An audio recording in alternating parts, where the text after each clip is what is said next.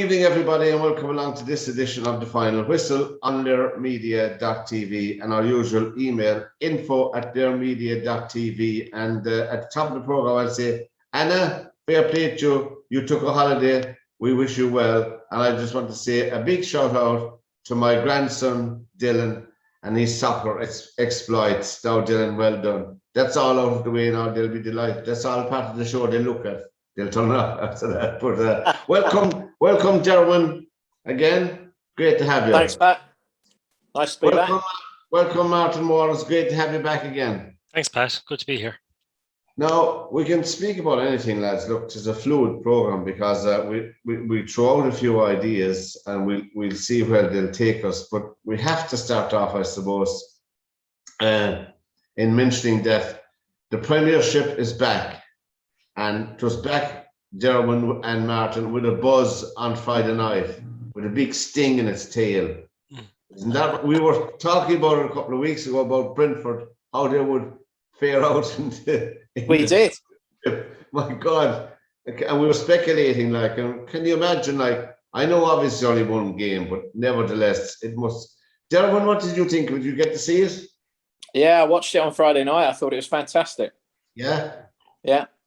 Were you impressed with them?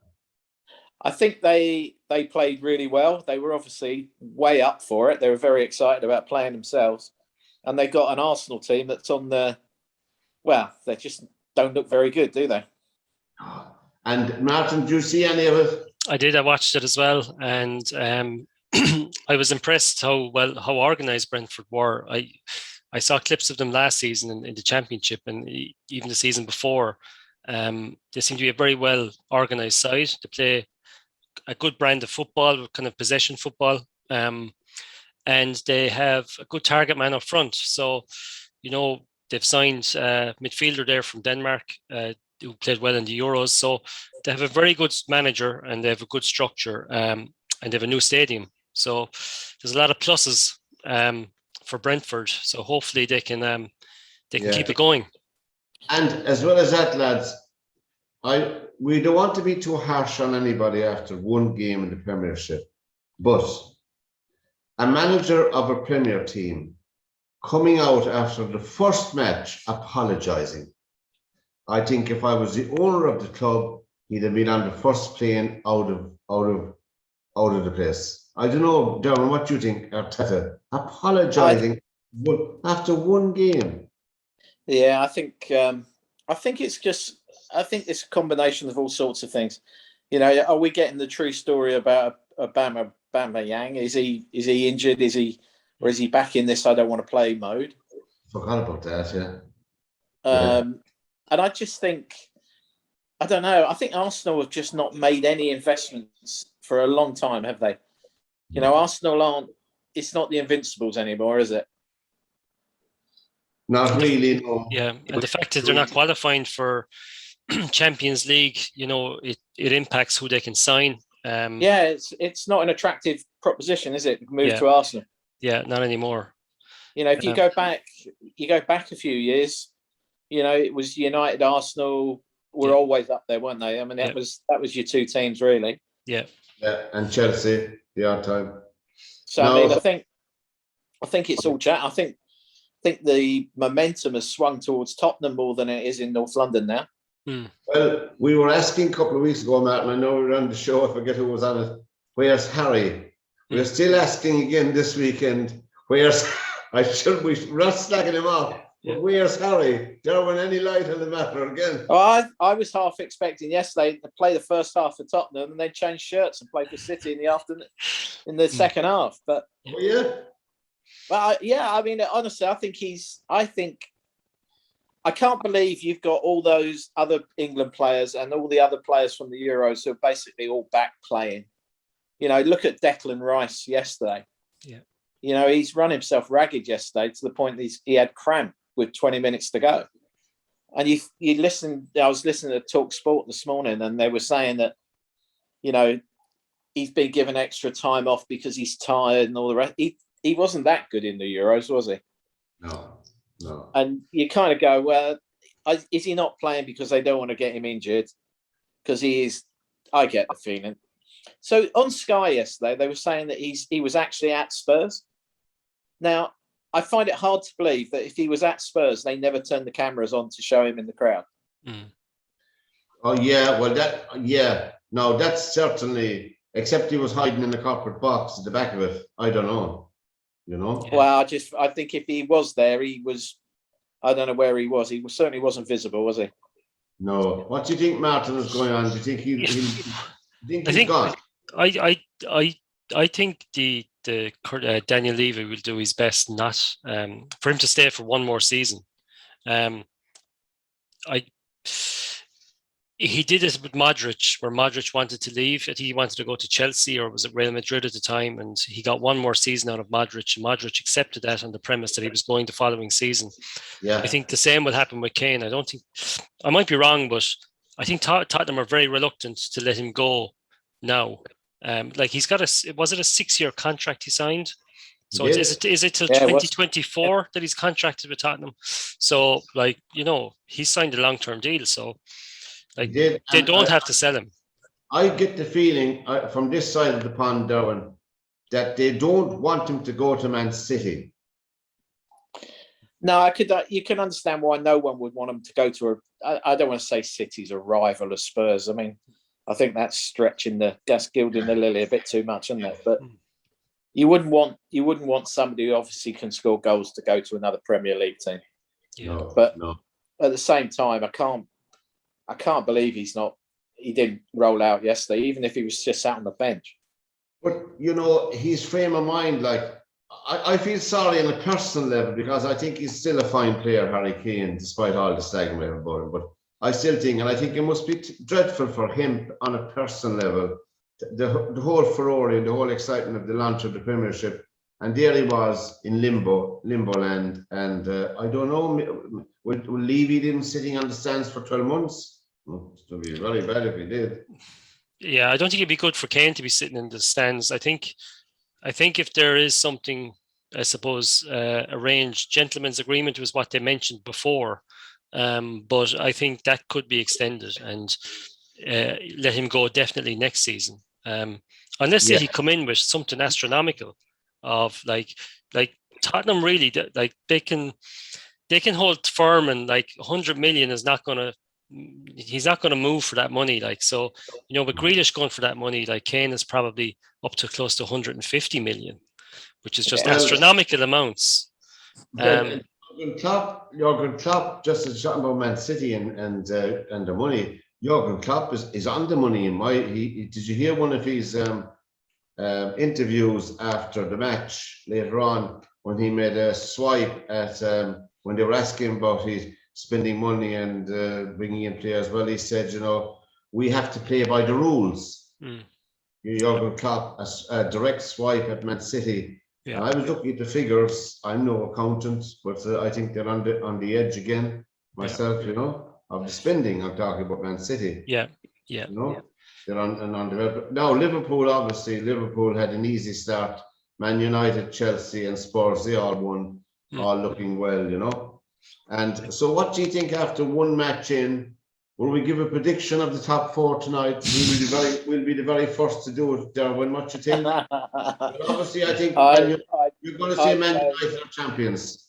No, I'd go Chelsea 1. I'd go United 2, City 3, Liverpool 4.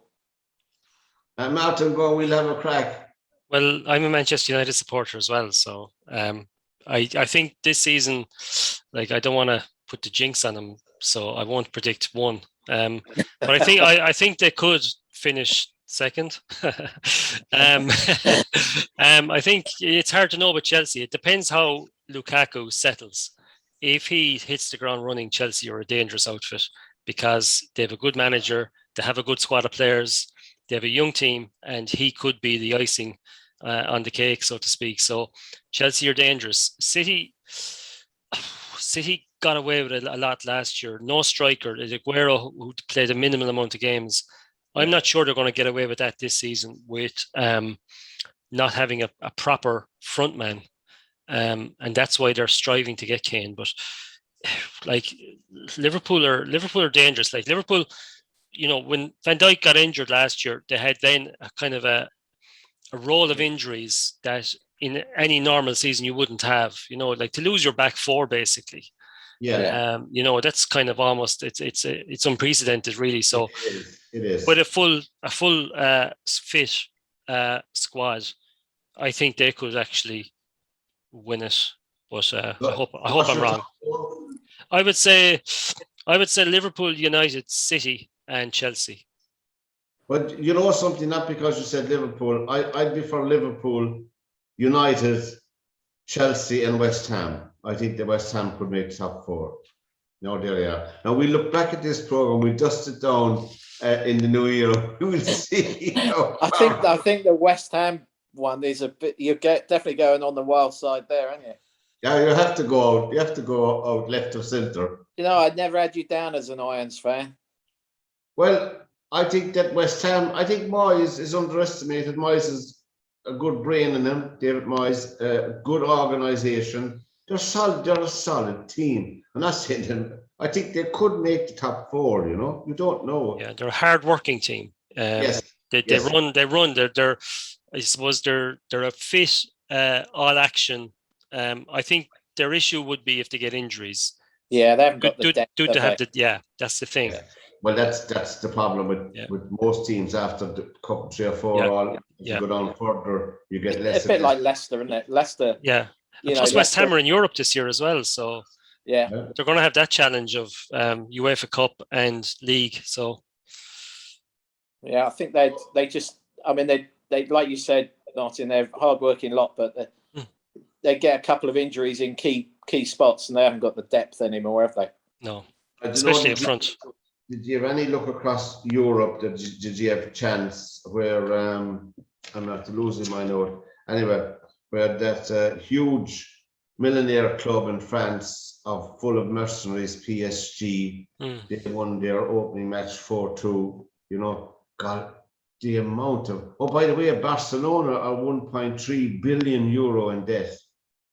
Imagine that, 1.3 billion. Get your head around that. That's 1,000. That's 1,000 Jack Grealishes.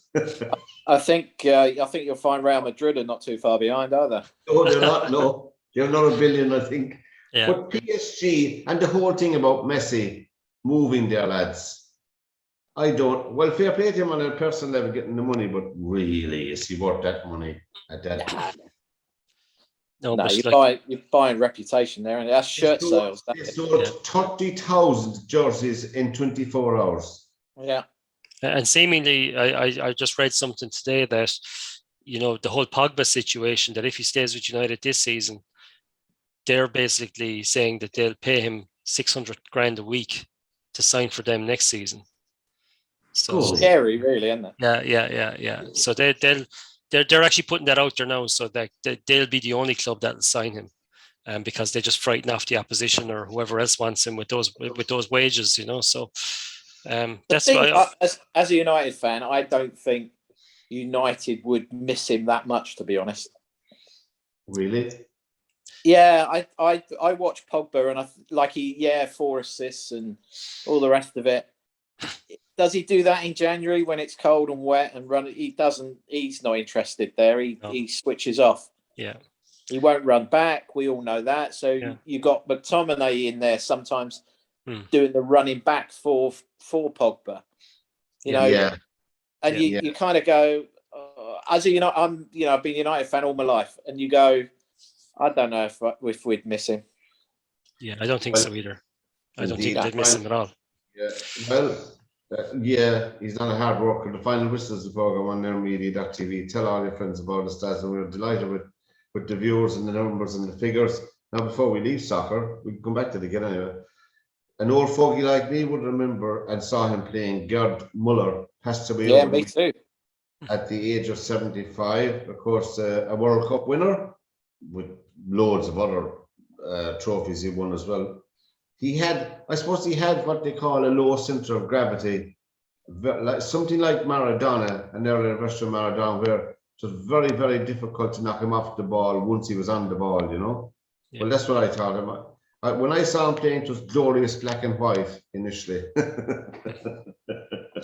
That's how far back it was. But I thought he was a great footballer. West Germany, of course, he played with at the time. It was West Germany. Do you get to see any, Martin? I've only seen clips of him, but I suppose the one that stands out for me were, I suppose, the goals he got against Holland when Cruyff and co were expected to win the World Cup, and it was Muller that broke their hearts. It was 74. So the low center of gravity, that's what I kind of like when I was watching him. That's what I took from. He reminded me of, I suppose, Aguero, and guys like that. That's like just wants to get a sniff at all. It's back of the net. But did you anybody see the comment from Beckenbauer? No. So Beckenbauer came out today and said if it wasn't for Gerd Muller, that at the Bayern Munich training ground they'd still be changing in a wooden shed, and it was Muller that actually created so much happening at Bayern Munich because he wouldn't accept certain things. Yeah. Well, he was the Roy Keane of Bayern Munich, was he? Yeah, it sounds. I never knew any of that. I didn't. He kicked off so badly at the training ground because they'd had nothing. And he literally, it sounds the way Beckenbauer saying it, is that he created the whole, we need this, we need a gym, we need this, we need, it was a garden shed that they were changing in.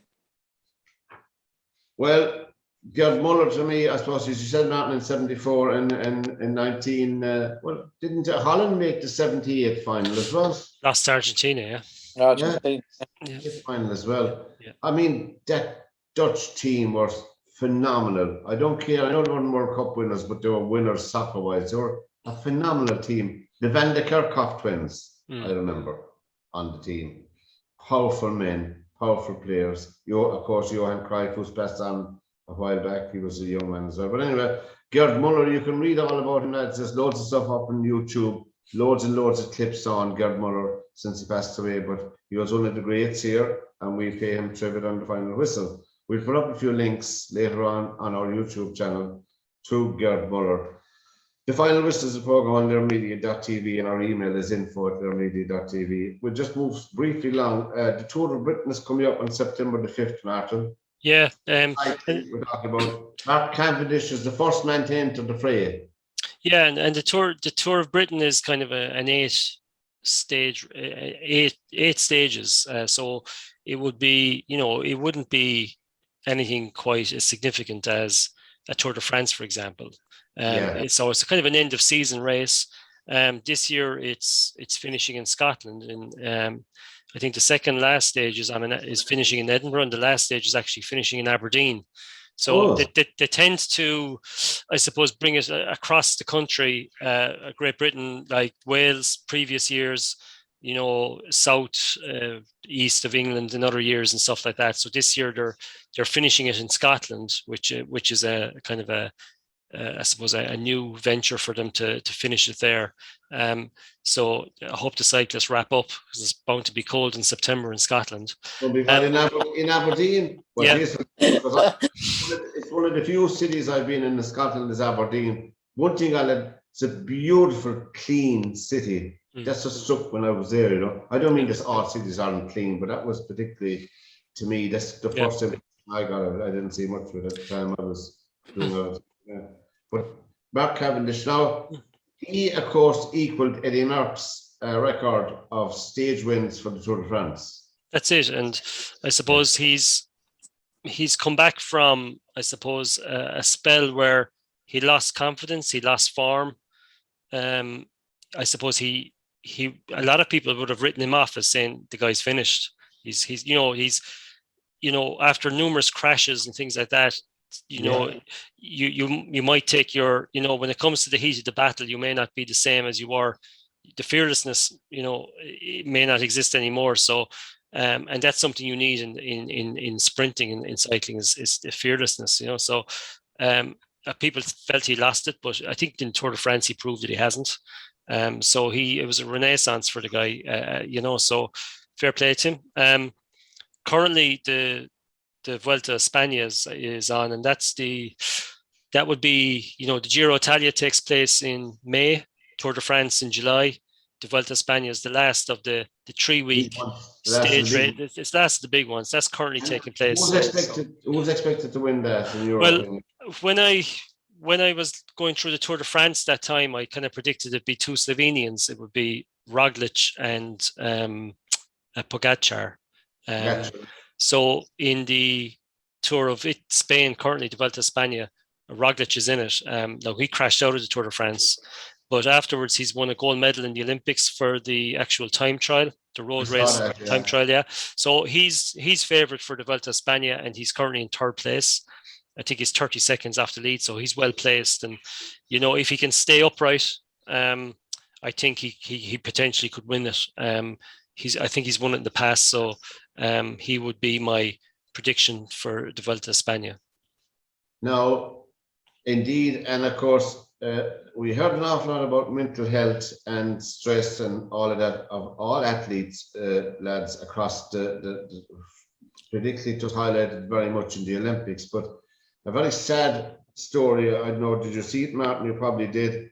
Olivia Podmore, the New Zealand cyclist who, she had some serious mental issues, so she's dead now at the age of 24. Yeah, and it just highlights I'm so very sad to read something like that. Yeah, and I suppose professional sport can be a pretty unforgiving place. I suppose over the last 18 months with the pandemic and stuff like that, athletes would have been training in isolation. Before they would have been in training camps. A lot of the Irish athletes would have trained in Fort Remu, or I think it's in the south of France. And, then for the cyclists would have gone to Mallorca. All that was canned. So they couldn't go. So they were training in isolation in Ireland.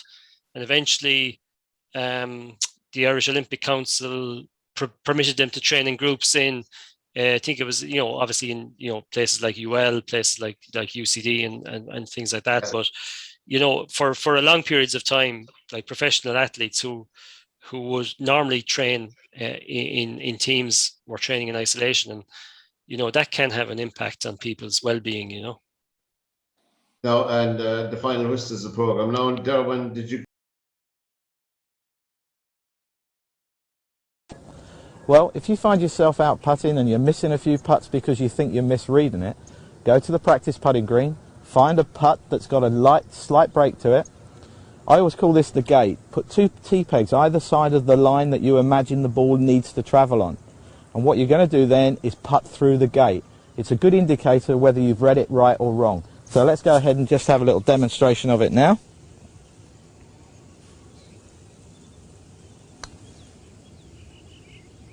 Well, as you can see, I've rolled it through the gate and it's gone in. Now, while you're out here practicing and you're using the T-peg idea for the gate, something that's really good and very handy to do is to use 2 T-pegs like this, and this will also help you demonstrate not only are you getting it on the right line, but are you able to swing the putter back and through in a straight line. So we've got just enough room to get the putter head through the 2 T-pegs, and there we'll putt. And again, I've got enough room and I've made the magic gate work as well. So now I know that I'm reading the greens pretty good, and that should give you a lot of confidence to go forward out onto the golf course and make a lot of putts.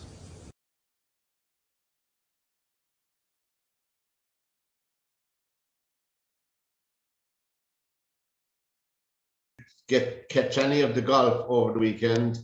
I was just looking, making a comparison, because there's a few golfers, ex-professional ladies golfers, who are giving out about the prize money, or should I say, in their case, lack of prize money, because over the week you had the Wyndham Golf Championship. Was that North Carolina? Was it? Yeah, I think so. Yeah. North Carolina, was $6.4 million was up for grabs, and then you had the Ladies Scottish Open, which was on as well, and $1.5 million was up for grabs there. I must say, that seems to me on the face of it, huge gap, Derwynne. What do you think of that? Men's European Tour weren't playing. I think they were playing for 1.5 at the London club. Or the Kazoo. Yeah, Kazoo. I think you know, when you as a golf pro, when you look, you know, you kind of say where's the big market for golf is obviously America. You know, it's just massive. It's competing with some big sports as well. When you think about it, with regards basketball, baseball, American football, you know, it's got a huge audience pull in the States.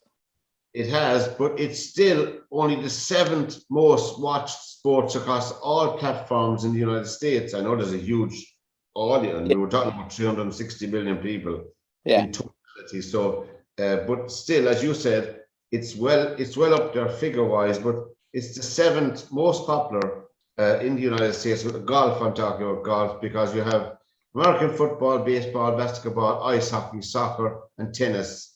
Have more people watching that before golf in America. But as you said, there's still a huge chunk there. So that's where advertisers and all come in as well. I think you've got loads of different things to it. I mean, you know, the ladies golf over here is always been the poor relation to pro golf in Britain. I think, you know, the sooner, I think there's a lot of gossip going on within pro sport, pro golf, that, you know, this is eventually going to start moving towards, you're going to have dual events running at the same time. Yes. You couldn't have the British Open the same weekend for the women and men. I think if not in the not too distant future, you'll see tour events that are shared. There'll be a ladies' field in amongst the men's field. All right, that'd be great. I think that's where it's going, because a lot of people are, you know, my involvement with Volvo, you know, you look at putting a tournament on, if they put so if you use Volvo Masters as an example, you know, if they put 4 million into the prize pot, the rule of thumb is that it costs 4 million to run that tournament. So it's an £8 million investment, or 8 million euros. Yeah. And I think what's happening is that if you're going to pour 8 million in, where are you pouring that money? You're not going to pour it into the ladies' golf because the spectator figures are low. If you look at TV ratings, I think they show highlights. They don't even show it on the Sky channels. And, no, only late at night. Well, I was up visiting my late at night. You'd see a lot more because I think I'm not an expert in golf players by any means, you know, really, but I love watching the Nelly and Jessica Cord. I think they're cracking players. I think there's a few of them there from Thailand as well, and Lydia Ko. Lydia Ko is one of my favorites watching. You know, I think she's very good. I don't know. So I mean, from a sponsor's point of view, you know, they've got low numbers. It's always will be and always has been a bit of a struggle. Yet at the same time, you know, if you said to me, you know, for you, Pat, to go, if you were a King Club golfer, should you go and watch? Go and watch the ladies' tournament. Don't go watch the men. You can't relate to the men. Your game is, but you're a good club golfer would relate to the ladies because they're hitting it in similar distances. Yes. Those lady pros will. Yes. You know, their short games are mustard and they're good players. You know, it's not like a poor standard of golf. No. But if it's competing with, from a sponsor's point of view, where are you piling your money? You know, you've only got to look at, you know, every single European Tour event is on Sky TV. Oh, it is every single, and even the second tier is shown, you know, as well. So you know, the exposure side of it from a sponsor's point of view is different. He must have a good PR man behind him, like Kevin Kisner, that won the Wyndham. Isn't it amazing when you think that, you know, how long that US tour has been going, and this is the first time there's been a 6-man playoff? Yeah, a 6-man playoff. Kevin Kisner, $1.125 million he won, but not. There's a few people around saying they were saying, Steve Stricker, take note. This man would be good in the Ryder Cup. Yeah, that's starting to look quite interesting now, isn't it? Well, I mean, I don't know. I mean, I haven't been keeping tabs on the figures. I'll look them up for the next one. You know, I don't know what way America does. America have a pick off the list the same as we do? Is it? Yeah. I think they've both got three picks now. 3 picks, is it? Yeah. And I was reading somewhere because of COVID, they're picking 3 reserves without mentioning who they are. Oh, I didn't know. I don't know that bit. I've not heard that. I was reading that in some magazines. You know, I'll get the reference next week.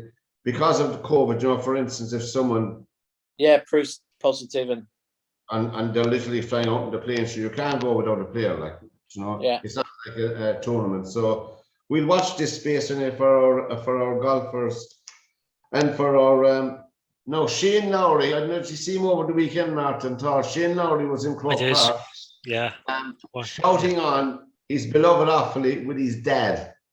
That was the under-20 footballers. They won the All-Ireland final. Their second time ever winning it. And the last time they won it was 1988. That's Offaly. And Shane has put quite a few bob into the GA in Offaly, into his local club. But I think the enthusiasm of himself and his dad came over on the television, I think. Yeah. I think it was as good as winning the Claret Jug in Shane's mind anyway, you know, to put the county up there again, which was great to see. Well, it was great to see 2 counties in an under-20 All-Ireland final that normally you wouldn't expect to see. You wouldn't expect to see Offaly or Roscommon, really. Offaly Cork were favourites in the semi-final, which was a huge surprise. But anyway, But like, I was very impressed with them.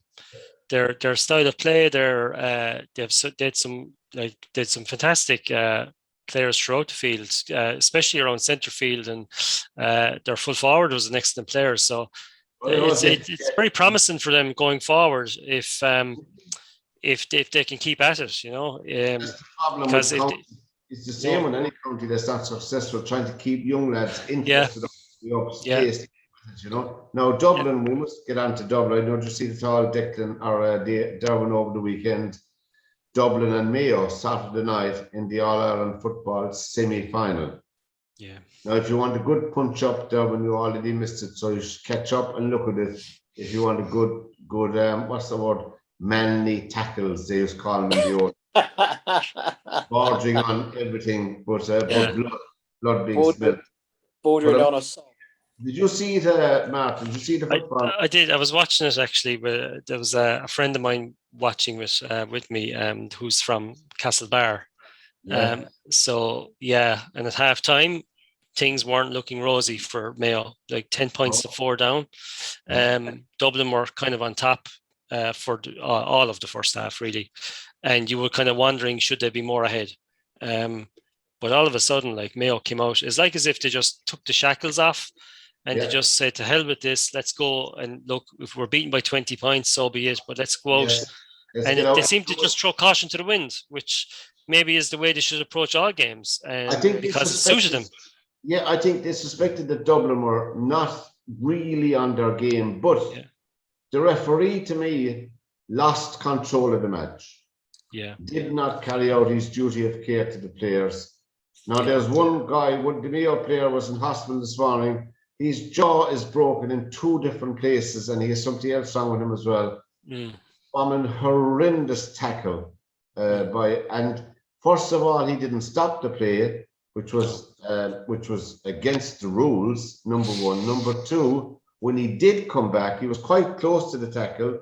The other referee, as you know, Derwynne just explained, there's 2 referees on the sideline as well as the referee refereeing the match and 4 umpires. But the other referee on the line was looking directly at the tackle, and the actual referee on the field was looking at the tackle, and none of them saw fit to either book him or talk to him or anything, which to me was shocking, irrespective of the result. And I think that referee now should be stood down, in my opinion, Martin. You know? And that referee, I think, he reffed the Connacht final, which was Mayo and Galway. And I thought he actually had a very good game. But I think when it comes to the heat of battle with Dublin and Mayo, the referees almost want eyes in the back of their heads to keep an eye on what's happening. I remember watching a game in the Gaelic Grounds a couple of years ago. It was Kerry and Mayo. And previously I'd only been to Limerick Gaelic football matches, which wouldn't be to the same intensity. No, but I can tell you one thing: what was going on off the ball was more entertaining than what was going on with Oh, yeah. with the guy who had the ball. It was just an unbelievable amount of stuff going on off the ball. And from what I gather, like friends of mine that have been to Croke Park to watch Dublin and Mayo would say the exact same. Like they say, you know, the cameras are following the play, the referee is following the play, and down the other side of the pitch, there's two guys on the ground thumping lumps out of each other, and it's just like left to, you know, let it happen.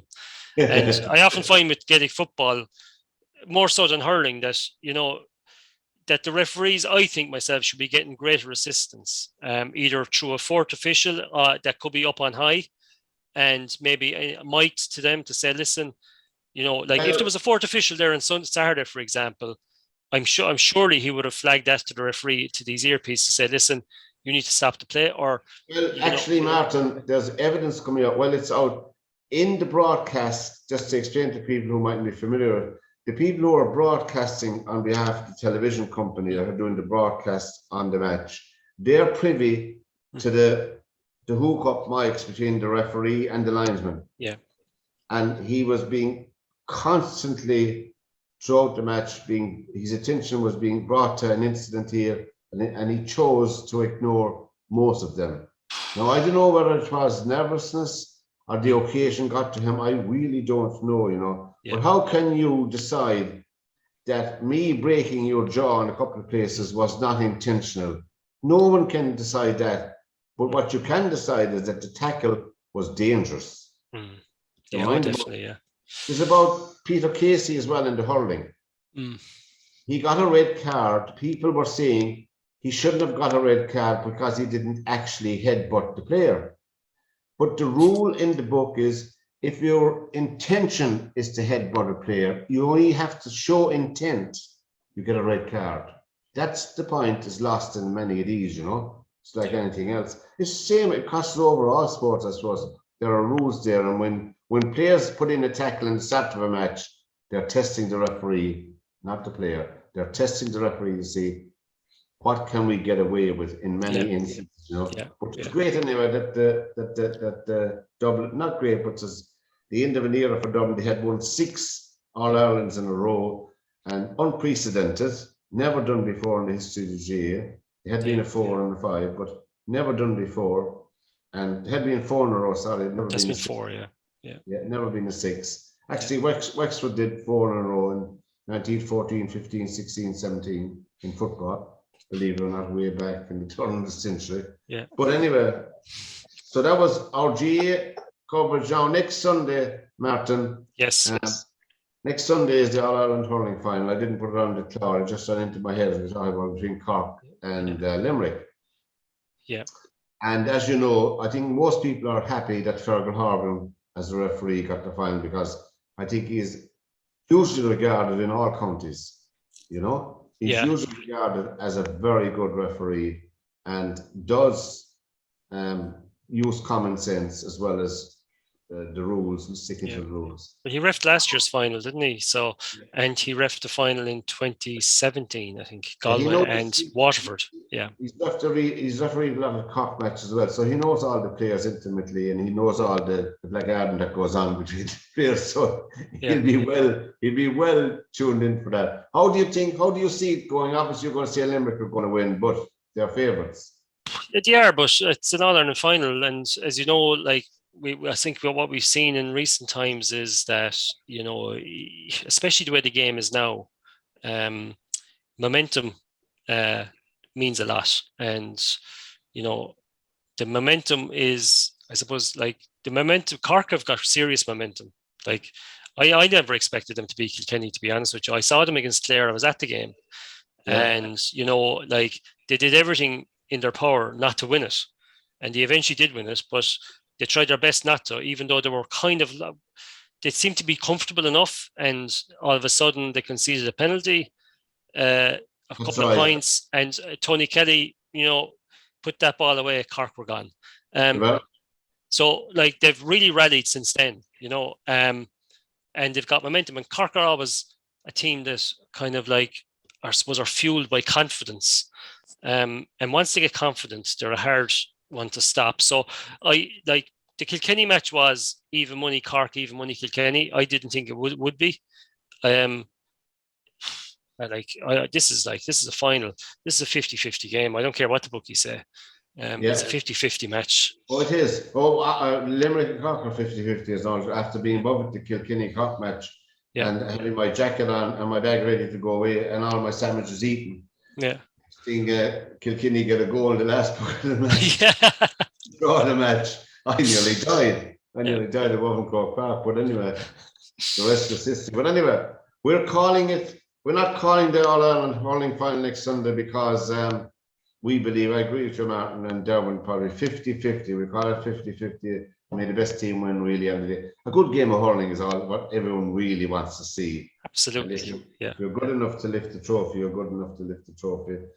The final Pat, do you know, is there a match on beforehand? Is there a match on actually before the All-Ireland final? Is there a minor match on, or I don't think there is. I don't think there is, because Cork are in the minor final against Galway. Yeah. And I don't know, are they going to leave that? I don't know. Well, just 50 quid for the match with Cork and Kilkenny, €50. Yeah. I think it's 70, is it, or 75 for the final? I'm not too sure. Yeah. I'm not too sure. I don't think they had. I think it's the day before. Now the under-20 final in hurling is on Wednesday. Okay. Cork are in that as well. I know who they're playing in that, you know. And the minors. I think the minors on Friday. I don't know. Yeah. There's so many fixtures came out. They're trying to fill them all up, finish them all together. You know. I don't really know.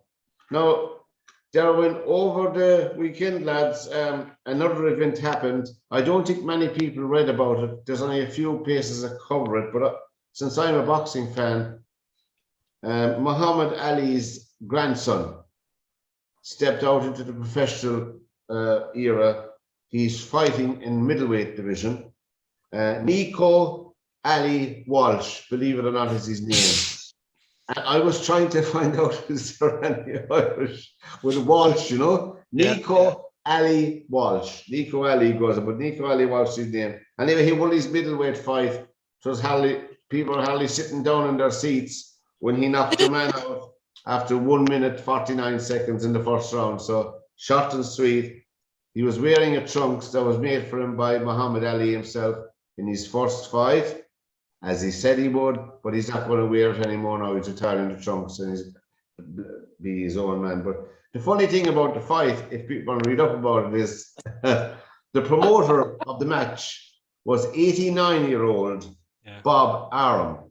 You know, the famous promoter in boxing? And Bob Arum, of course, promoted 27 of Ali's fights in his heyday. So it must have been, you know, really something special to be around the ring. I'd love to have been there, but there you go. We'll watch out for his career. We don't know will he be as successful as his granddad. We don't know that. But with a name like Walsh, we'll have to do some more digging, get some genealogy on it. Yes. See where we can claim him. You never know, you know. You boys and the Jackie Charlton stuff, it's amazing. Yeah. Nico Ali Walsh. There you are now, Derwynne. You have to see the grandson of Muhammad Ali. Would you ever think? Although, oh God, on a more serious if you note, find out now that Muhammad Ali's got Irish in him, I will I'll eat a hat on this channel. No, let me tell you, he has, because his name was Cassius Marcellus Clay. Clay, C-L-A-Y. Either his mother or grandmother has Irish blood on them on that side. I'll find out. Oh no, I can't cope with this.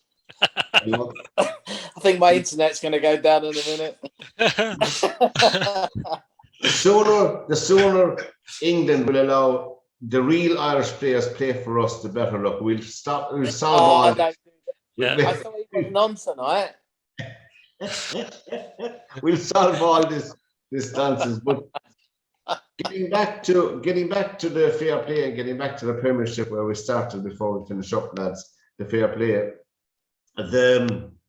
The Premiership, the way it's turning out, full houses back, full crowds back, and over here, and there's more. There's more being dropped now in 6 counties in Northern Ireland. So down here, we had 24,000 people allowed into Croke Park for the Cork-Kilkenny match. As you know, there's 85,000 capacity.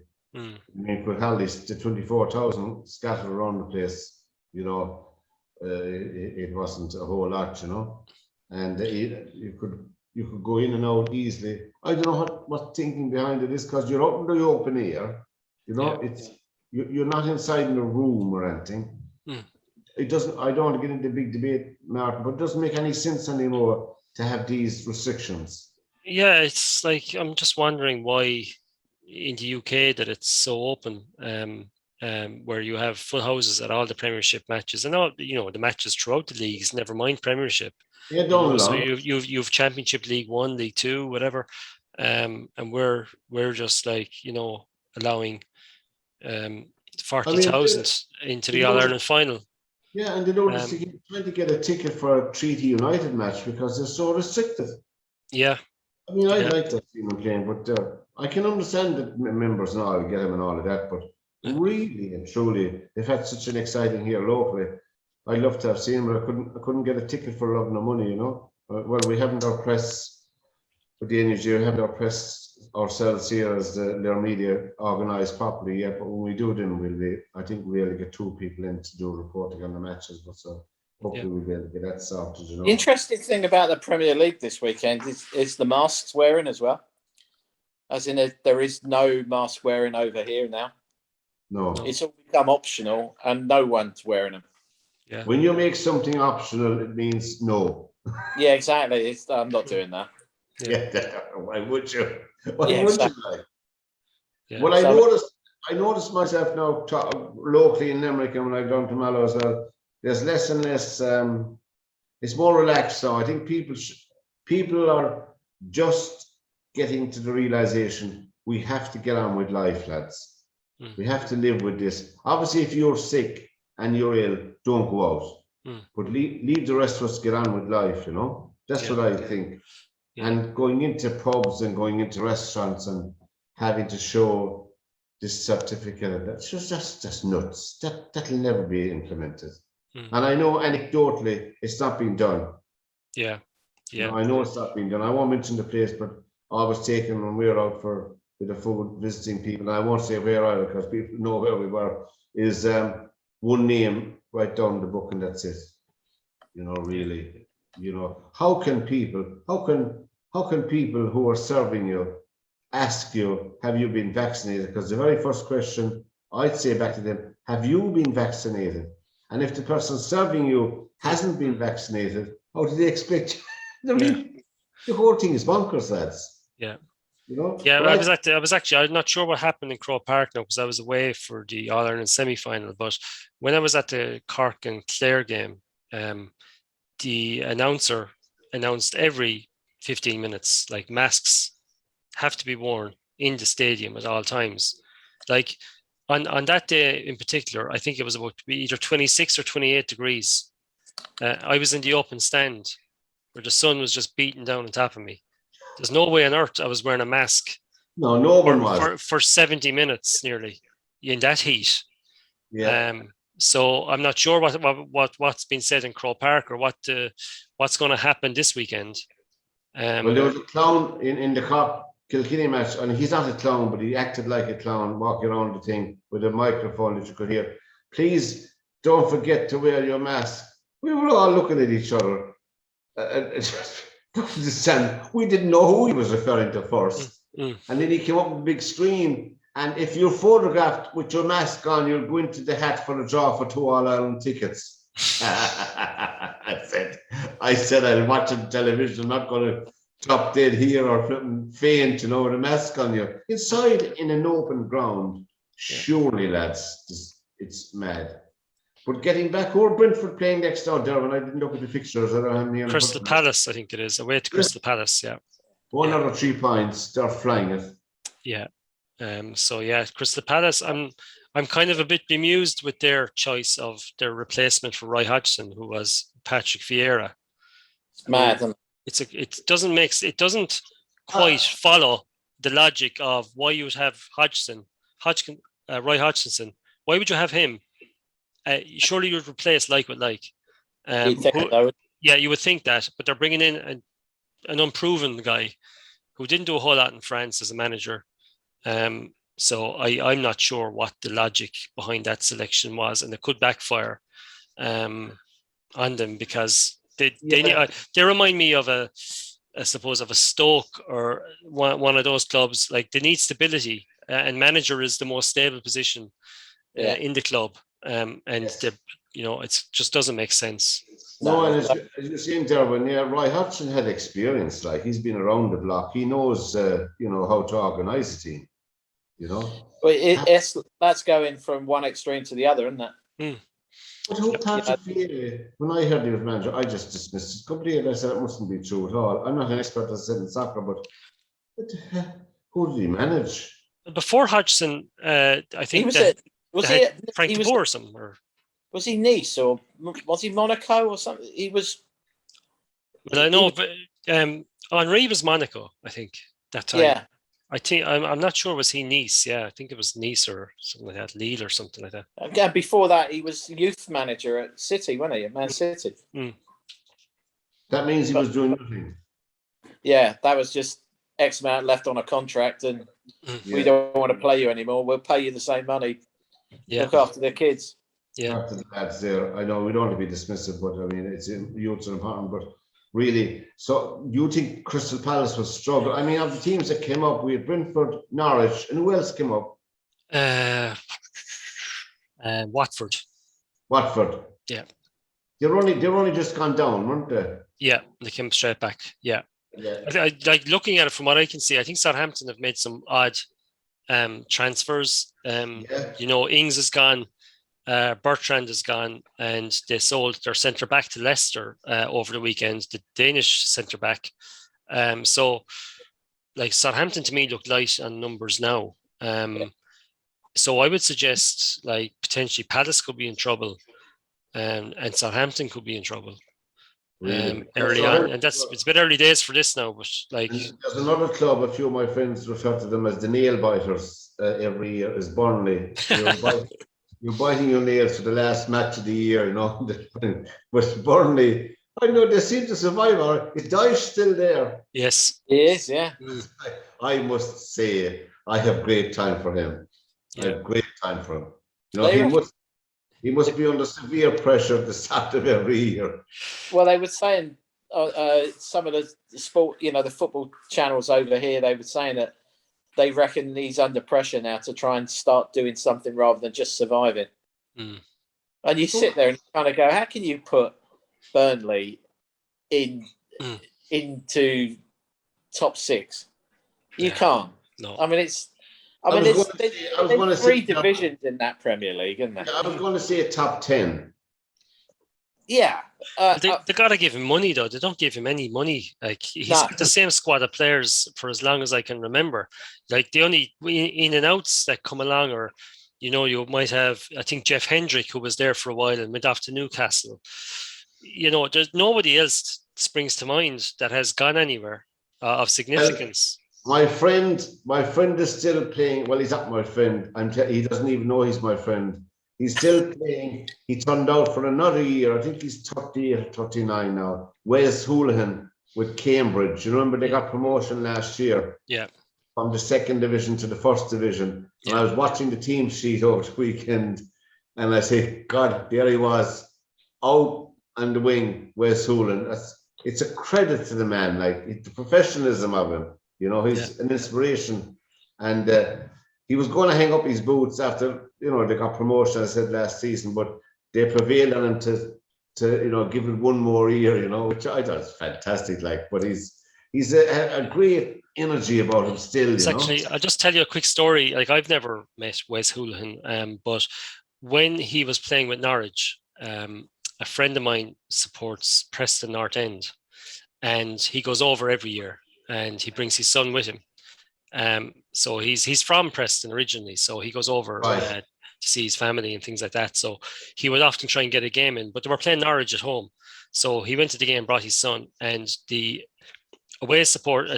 Norwich arrived, and of course they went to where the bus arrives at the stadium, and they met Wes Hooligan off the bus, and he came over and took a picture with them. You know, he heard the Irish accent and stuff like that, so he came over, got a photo with him, and so on. And the game went on, and I'm not sure what the result was, but after the game, they met him afterwards, and he took his boots out of his bag. He signed his boots and gave them to the young fella. He gave him his match boots that he wore that day, and signed them and gave them to him. Yeah. So that's the type of guy that he is. Yeah, that's lovely when you hear stuff like that. Yeah. Oh, doesn't it restore your faith? Yeah. In soccer, not to have a multi-millionaire crying because he's leaving Barcelona in public, like that nonsense that went on with Messi, crying because he's getting 25 million instead of 50. You know, I'm not a big Simon Jordan fan, but in the mornings, you know, he's on Talk Sport, and every so often he comes out with something that's really interesting. And he said something about Messi leaving Barcelona. You know, his words were that he's basically taken the mickey out of Barcelona for so long. As in, I want more money. I'm going to leave. I want more money. Gets more money. He's literally, you know, wouldn't it have been a good way for Messi to end and just say, I'll have one more season, and what can you afford to pay me? And he would have been a one club player. Derwynne, if the man, and we're not picking on Messi individual, but if a player like him really was interested in the game of soccer, was interested in giving back, he could have played without any income for that 12 months. You could have said, pay me half of that and give it to charity. No difference to his life whatsoever. None. And how many players, like the story you told, Martin, they're the stories that we should be highlighting and looking forward to. Exactly. I'm not surprised with all the stuff I've heard about Wes Hooligan. I'm not surprised at all about that story either, you know, because that's the kind. I mean, that's why I concentrate on looking at the championship, you know.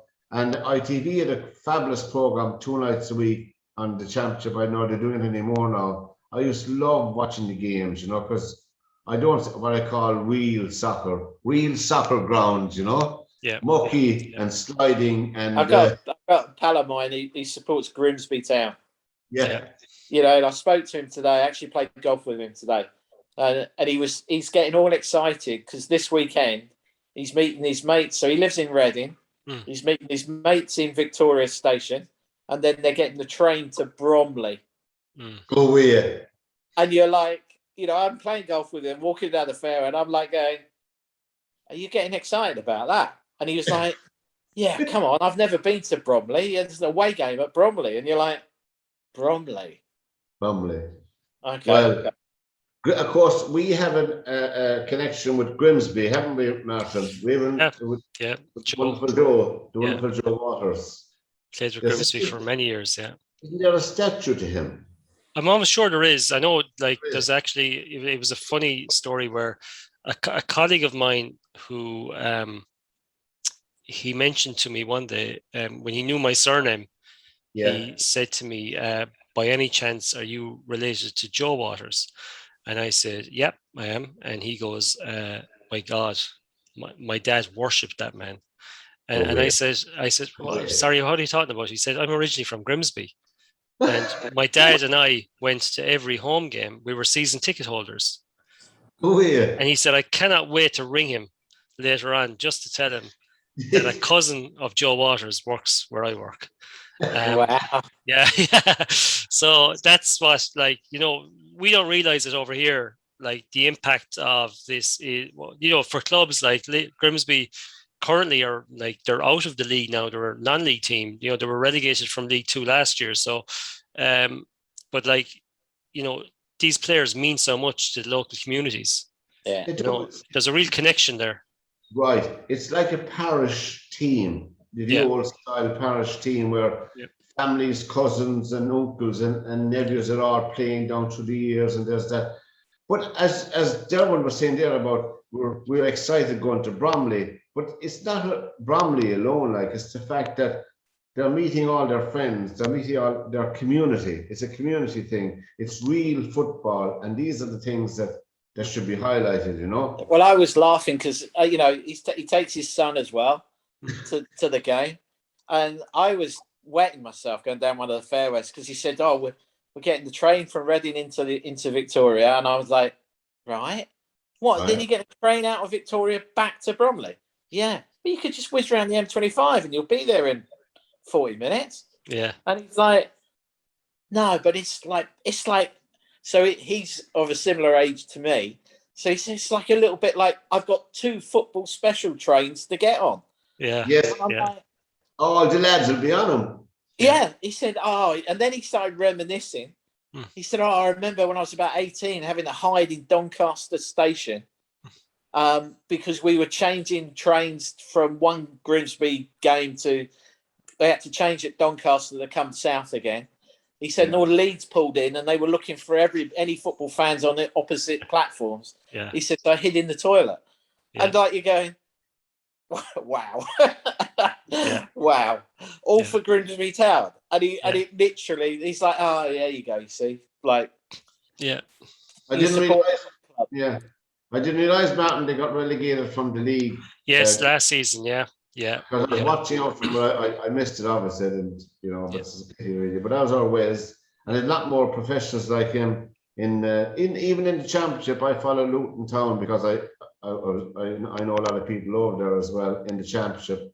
They survived last year. Yeah, they're still there this year. I think they might do a little bit better. I don't know what the story is. I used to love Luton Town, well, because of the Irish connection there again with Joe Kinnear. He was former Republic of Ireland manager, and he played for the Republic of Ireland, and he managed the Hatters, Luton Town as well. So there's be that little connection there as well. And he brought in quite a few Irish players into the club as well down through the years. Try them out and give them chances as well. But anyway, that's now we have our top 4 for people who will be looking at this later on. You can take down our top 4, and we're not experts, but we'll do the best we can. And we don't mind what you think of us. You can email us and pick your own top 4. But these are the 3 experts' views on the top 4 for the year. You'll have to watch the program, so we're not repeating them again. I'm not going to make a fool of myself twice on the same program. But lads, it's been a blast again for another edition of the Final Whistle. Martin and Derwynne, fantastic having you along for taking your time to give it to us. And we'll see you all again, hopefully, next Monday. So from this edition of The Final Whistle, good evening and good luck. Thanks, everybody. Thanks, bye. Bye-bye. Thanks, Pat. Take care, lads.